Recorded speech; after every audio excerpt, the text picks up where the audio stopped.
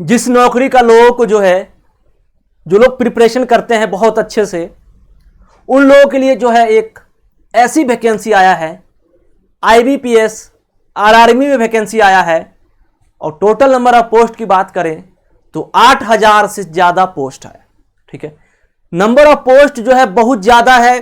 तो ऐसा इसलिए कि इस फॉर्म में जो है लोग, बहुत सारे स्टूडेंट जो है इस फॉर्म को भरते हैं। तो यहां पे किस पोस्ट के लिए है? IBPS RRB PO और कलर के लिए ये पोस्ट आया है। तो क्या है, और सबसे पहली बात कि जिन लोगों को इंतजार रहता है कि वैकेंसी, तो बिल्कुल आपका सही टाइम आ गया है, वैकेंसी आई है IBPS में, वो भी बहुत दिनों के बाद। तो कुछ दिन पहले जो है एक शॉर्ट नोटिस आया था, शॉर्ट नोटिफिकेशन आया था, मगर मैं जो हूं आपको पूरा डिटेल नोटिफिकेशन बताता हूं। 43 के आसपास जो है पूरा बैंक जो है आपका ग्रामीण बैंक में वैकेंसी आया है। 43 बैंक में जो है आपको ऑल ओवर इंडिया में जो है 43 जो बैंक है उसमें आप अप्लाई कर सकते हो और आप सिलेक्शन पा सकते हो। तो पूरा ऑफिशियल PDF क्या है, कितना आपको एज, कितना सैलरी, कितना क्वालिफिकेशन, सब कुछ बताते हैं। तो चलो आज का वीडियो हम लोग स्टार्ट करते हैं। तो ये जो IBPS RRB का जो वैकेंसी आया है, इसमें मतलब कोई सपना होता है सभी का जाना। ठीक है, अब यहां पे देखिए, online registration including edit modification of application, payment of application fee, intimation charges 7/6/2022 से 27/6/2022 डेट दिया है। यानी कि आप 27 जून तक आप जो है, ये भी टेंटेटिव है, हो सकता है मे बी इट वेरीज, ठीक है, वेरी कर सकता है। तो इस बात का याद रखना। Conduct of pre exam training जो है वो 18/7/2022 से 23/7/2022 के बीच में एग्जाम होगा। ऑनलाइन एग्जामिनेशन प्रीलिमिनरी का बात करें तो अगस्त 2022, और result of online examination preliminary का बात करें तो सितंबर 2022, और ऑनलाइन एग्जामिनेशन मेंस सिंगल का बात करें तो सितंबर अक्टूबर 2022 तक इसका जा सकता है।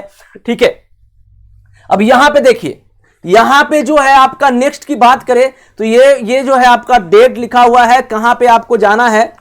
मैं हर एक चीज बताता हूं अच्छे से, क्योंकि ये PDF थोड़ा लंबा है। देखिए 43 जो है ग्रामीण बैंकों का जो है कैलिब्रेशन हुआ है, और इस फॉर्म में आप जा सकते हैं। तो यहां देखिए, पार्टिसिपेटिंग RRB जो बैंक जो है, इसमें कौन कौन सा है। मैं इतना बड़ा नाम लूंगा तो फिर ये वीडियो बहुत बड़ा हो जाएगा, मगर आप बस 1 2 4 5 ले लेता हूं मैं।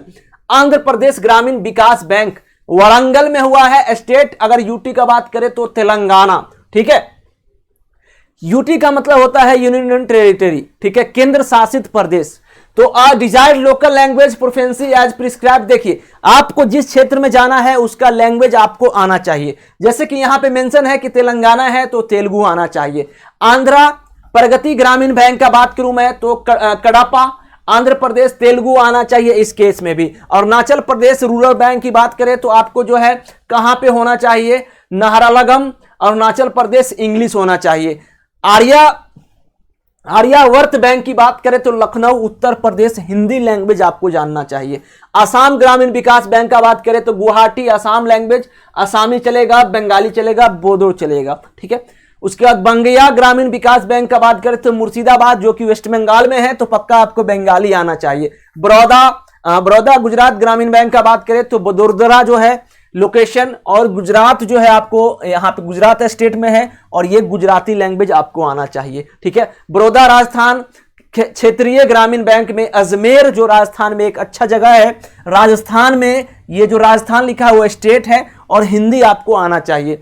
तो ऐसे करके जो है ये 43 बैंक है। मैं नाम नहीं लूंगा इतना कि टाइम बहुत लग जाएगा इस जॉब को समझाने में। ठीक है, तो बस मैं इतना नाम लिया हूं। उत्तर बिहार ग्रामीण बैंक भी है, बिहार में भी वैकेंसी है। उत्तराखंड ग्रामीण बैंक देहरादून, ये सब देखिए आपको लैंग्वेज आना चाहिए। यहां पे विदर्भ कोंकण ग्रामीण बैंक नागपुर, और मराठी आपका लैंग्वेज। तो ये मैंने लगभग बताया कि 43 बैंक है, तो लैंग्वेज आपको जो सबसे मेन चीज है उसका लैंग्वेज है। इस बात का आप लोग ख्याल रखिएगा।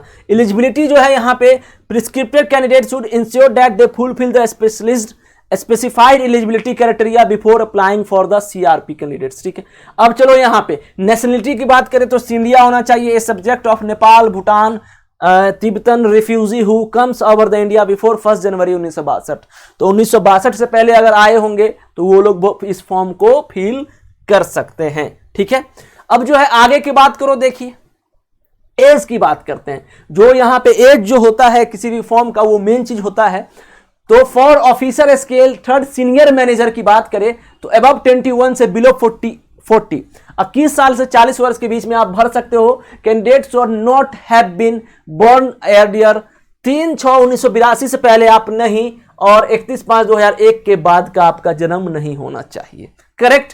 तो अभी तो आपका 32 जो एज दिया है 40 वर्ष पूरेगा। और for officer scale second manager की पोस्ट की बात करें तो 21 से 32 वर्ष, और आपका जो है जन्म जो है वो 3/6/1990 से 31/5/2001 के बीच में आपका जन्म होना चाहिए। आगे बढ़ते हैं हम लोग। अब यहां जो है for officer scale first assistant manager का बात करें तो 18 साल से 30 साल, और आपका जन्म होना चाहिए 3/6/1992 से 31/5/2004 के बीच में। एक और है फॉर ऑफिस असिस्टेंट मल्टीपर्पस 18 से 28 वर्ष आपका एज होना चाहिए, और 2/6/1994 से 1/6/2006 के बीच में जो है आपका 2004 के बीच में आपका जन्म होना चाहिए। ठीक है। अब देखिए एज रिलैक्सेशन की बात करें तो SC ST को 5 साल का, अदर बैकवर्ड कास्ट OBC को 3 साल का, PWBT को 10 साल का, एक्स सर्विसमैन को यहां पे for the post of office assistant multipurpose actual period of service rendered in the defence forces +3 year 8 year for disabled. ठीक है। तो ये आप देख सकते हैं पर्सनल अफेक्टेड बाय 1984 राइट्स में जो दंगे हुए थे उनको 5 साल का रिलैक्सेशन दिया गया। Window, divorced women and women legally separated from there husband who have not remained only for those post office assistant. Multipurpose के लिए आप भर सकते हो, बाकी आप किसी पोस्ट के लिए नहीं भर सकते। ठीक है। तो इस बात का आप लोग ख्याल रखिएगा। The relaxation upper age limit SC ST OBC candidate is allowed on cumulative basis together with only one of the remaining categories for which age relaxation is permitted as mentioned above। as देखिए तो वो तो चीज जरूरी होता है, हर form में होता है कि आपको जो है कोई ना कोई एक को दिखाना पड़ता है जिससे आपको सबसे ज्यादा फायदा हो। ठीक है। अब यहां पे आगे बढ़ते हैं। देखो ये जो है पोस्ट जो है नोटिफिकेशन जो है बहुत बड़ा है, तो मैं जो मेन मुद्दे की बात करूंगा यहां पे हेयरिंग इम्पेयर्ड HI क्या होता है, ID क्या होता है। अब ये सब जो है विकलांग कैटेगरी का सब कुछ दिया हुआ है। ठीक है। तो यहां पे इतना चीज अगर मैं बताने लगा तो फिर तो ये जॉब अपडेट्स कितना देर का बनेगा पता है आधा घंटा का बन जाएगा। ठीक है। उतना मैं नहीं चाहता। अब देखिए मेन बात करते हैं ना क्वालिफिकेशन। ऑफिस असिस्टेंट मल्टीपर्पस के लिए जो बात करें तो bachelor degree in any discipline from recognised university और इट्स इक्विवेलेंट। तो आपका बैचलर डिग्री होना चाहिए एक अच्छे जगह से। प्रोफिशिएंसी इन लोकल लैंग्वेज, आपका लैंग्वेज जानना जरूरी है। Prescribe by the participating RRB। Desirable working knowledge of computer का आपको नॉलेज होना चाहिए अगर मल्टीपर्पस में आप जाना चाहते हो। Experience not required. Office scale first assistant manager का बात करें तो बैचलर डिग्री आपका अच्छे से होना चाहिए।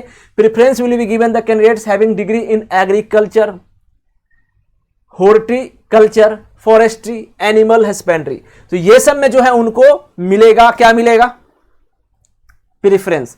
यहां पे और प्रेफरेंस दिया हुआ है veterinary science, agriculture engineering, pisciculture, यहां पे agriculture marketing and cooperation, information technology management, law, economics और अकाउंटेंसी। ठीक है। Office scale 2 general banking officer के लिए bachelor degree in any discipline with minimum 50% marks. Aggregate preferences will be given to candidates having degree in banking, finance, marketing, agriculture, horticulture, forestry, animal husbandry, veterinary science, agriculture engineering.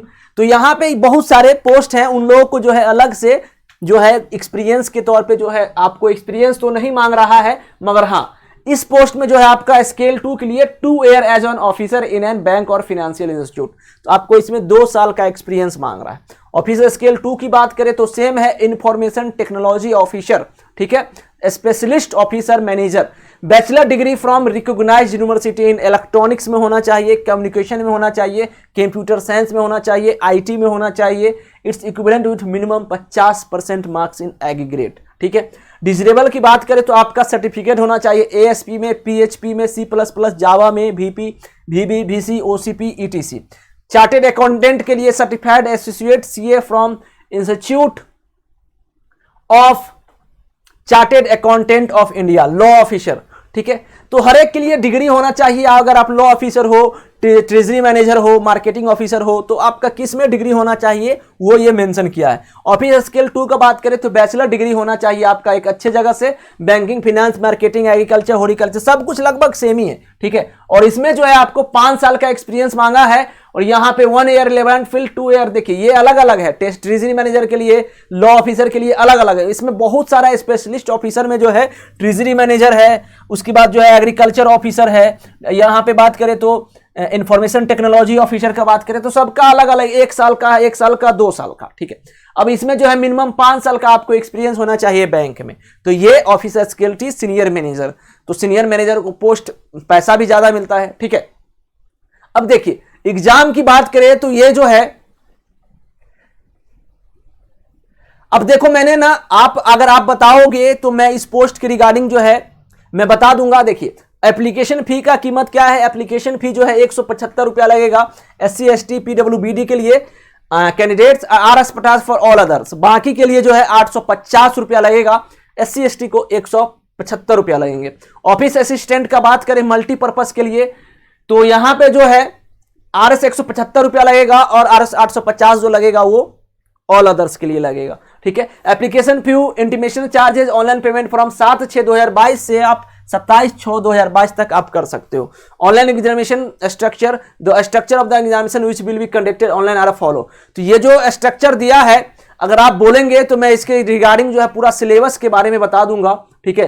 कहां पे क्या चाहिए हर एक चीज के बारे में बता दूंगा। बस आप लिखना कमेंट में कि सर हाँ सर थोड़ा सिलेबस का भी जिक्र कर दीजिए, IBPS RRB का जो सिलेबस है उसके बारे में भी जिक्र कर दीजिए। तो बिल्कुल मैं जिक्र कर दूंगा। तो ये पोस्ट के रिगार्डिंग मैंने हर एक जानकारी जो है लगभग मैंने कोशिश किया है कि क्रिस्टल क्लियर हो, कोई भी डॉट ना हो, कोई भी शंका ना हो। 8000 के आसपास पोस्ट आया है, तो आप इस फॉर्म को जरूर भरिए, ठीक है। और एज जो है आपको एक्सपीरियंस है तो आप जरूर भरिए। कुछ ना कुछ पोस्ट में एक्सपीरियंस भी मांग रहा है, तो नंबर ऑफ पोस्ट ज्यादा है, जरूर इस फॉर्म को भरिए। और हमारी सरकारी नौकरी चैनल को जरूर सब्सक्राइब करिए। और जो मैंने आपको लास्ट में बोला था कि if you want to describe in syllabus detail तो please tell me in comment section. आप जो है हमें कमेंट सेक्शन में बिल्कुल कह सकते हैं कि बिल्कुल सर आप ना सिलेबस जिक्र कर दो सर, तो मैं बिल्कुल आपको बता दूंगा अच्छे से। तो आप जो है सरकारी नौकरी चैनल को सब्सक्राइब कर लीजिए, और बटन जो है बेल आइकन का बटन उसको आप जरूर जो है दबा दीजिए, जिससे कि आपको नोटिफिकेशन हमेशा मिलता रहे। Thank you so much. जय हिंद, जय भारत।